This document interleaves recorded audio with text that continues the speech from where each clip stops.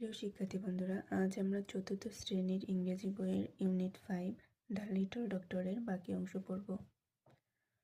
নাও এখন আলিয়া ওয়ান্টস আলিয়া চায় to make তৈরি করতে ওরাল স্যালাইন খাবার স্যালাইন ফর হার ব্রাদার তার ভাইয়ের জন্য।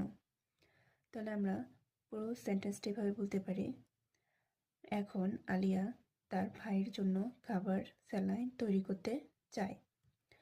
শি আক্স সে বলল হার মাদার তার মাকে টু হেল্প সাহায্য করতে।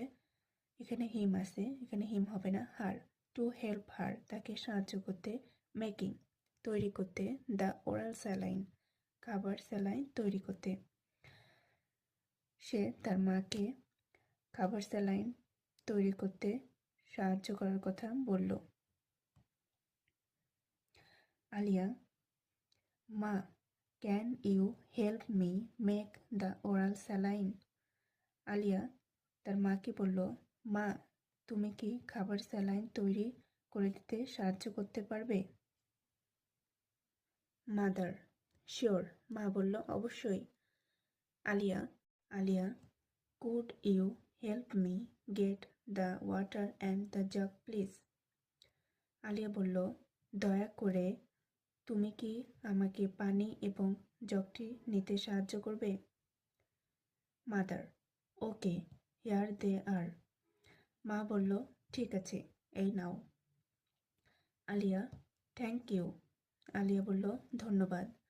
Could you give me the salt and the sugar also. তুমি কি আমাকে লবণ এবং চিনিটা দিয়েও সাহায্য করতে পারবে? মাদার শিওর মা বলল, অবশ্যই। নাও এখন mix with a spoon properly. এখন একটি চামচের সাহায্যে ভালোভাবে মেশাও। আলিয়া থ্যাঙ্কস মা। আলিয়া তার মাকে ধন্যবাদ জানালো। The oral saline is ready খাবার স্যালাইন তৈরি হয়েছে। মাদার গ্রেট মা বলল, দারুণ। নাও এখন গিভ ইট এটা দাও টু ইয়োর ব্রাদার তোমার ভাইকে টু ড্রিঙ্ক পান করতে। এখন এটা তোমার ভাইকে পান করতে দাও। Activity 5.2 language focus use of can or could for request. অনুরোধ করতে ক্যান এবং কুডের ব্যবহার। ইন দ্য কনভারসেশন এই কথোপকথনে আলিয়া ব্যবহার করেছে ডিফারেন্ট বিভিন্ন ল্যাঙ্গুয়েজ এক্সপ্রেশন ভাষাগত অভিব্যক্তি টু মেক তৈরি করতে, রিকোয়েস্ট অনুরোধ, টু হার মাদার। এই কথোপকথনে আলিয়া বিভিন্ন ধরনের ভাষাগত আবেগ ব্যবহার করেছে তার মাকে অনুরোধ করার জন্য। চলো দেখি কিভাবে সে তার মাকে অনুরোধ করেছে। Can you help me make the oral saline. তুমি কি আমাকে খাবার স্যালাইন তৈরি করতে সাহায্য করতে পারো? Could you help me get the water and the jug please. দয়া করে তুমি কি আমাকে পানি এবং জাগ দিয়ে সাহায্য করতে পারবে? Could you give me the salt and sugar also. তুমি কি আমাকে লবণ এবং চিনিটাও দিতে পারবে? হোয়েন উই মেক রিকোয়েস্ট আমরা যখন কোনো অনুরোধ করি টু সামওয়ান কাউকে, ফর সামথিং কোনো কিছুর জন্য, উই ইউজ আমরা ব্যবহার করি ক্যান কুড। অর্থাৎ আমরা যখন কোনো কিছুর জন্য কাউকে অনুরোধ করি তখন ক্যান এবং কুড ব্যবহার করি। ইউজুয়ালি সাধারণত উই ইউজ আমরা ব্যবহার করি ক্যান। আমরা সাধারণত ক্যান ব্যবহার করি ফর নন পারসন পরিচিত ব্যক্তির ক্ষেত্রে, অ্যান্ড এবং কুড ফর আননোন পারসন এবং কুড ব্যবহার করি অপরিচিত ব্যক্তির ক্ষেত্রে। তাহলে আমরা এই বাক্য থেকে বুঝতে পারি আমরা কোনো কিছুর জন্য যখন কারো কাছে অনুরোধ করি তখন ক্যান ব্যবহার করি, কুডও ব্যবহার করি। ক্যান কখন ব্যবহার করি? পরিচিত ব্যক্তির ক্ষেত্রে আমরা ক্যান ব্যবহার করি, আর কুড ব্যবহার করি অপরিচিত ব্যক্তির ক্ষেত্রে। এক্ষেত্রে আরও একটি বিষয় জানার আছে, আমরা ক্যান এবং কুড পরিচিত ব্যক্তির ক্ষেত্রে উভয় ব্যবহার করতে পারি। অর্থাৎ পরিচিত ব্যক্তির ক্ষেত্রে আমরা ক্যান ব্যবহার করতে পারি, কুডও ব্যবহার করতে পারি। তবে অপরিচিত এবং শ্রদ্ধেয় ব্যক্তির ক্ষেত্রে অবশ্যই কুড ব্যবহার করতে হবে, ক্যান ব্যবহার করা যাবে না।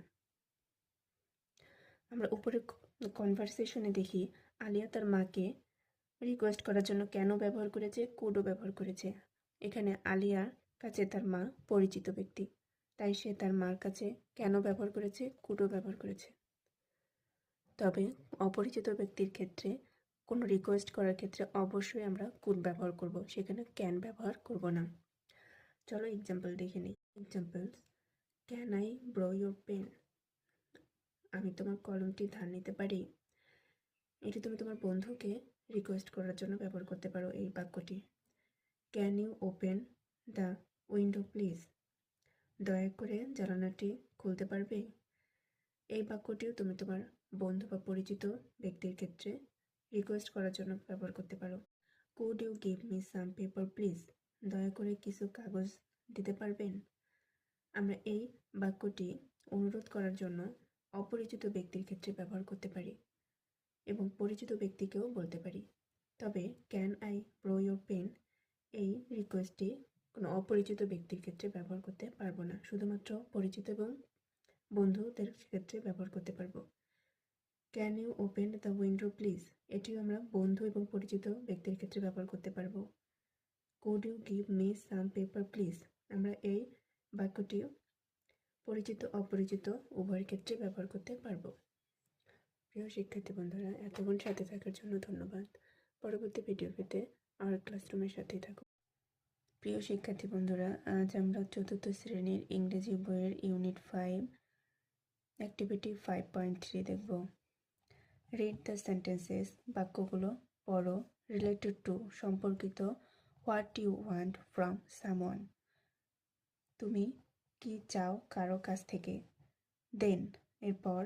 রাইট দ্য রিকোয়েস্ট, অনুরোধ লিখো। অ্যাকর্ডিং টু, অনুসারে। ইউজিং, ব্যবহার করে। ক্যান অর কুড, ক্যান অথবা কুড ব্যবহার করে অনুরোধ অনুসারে বাক্যগুলো লিখি।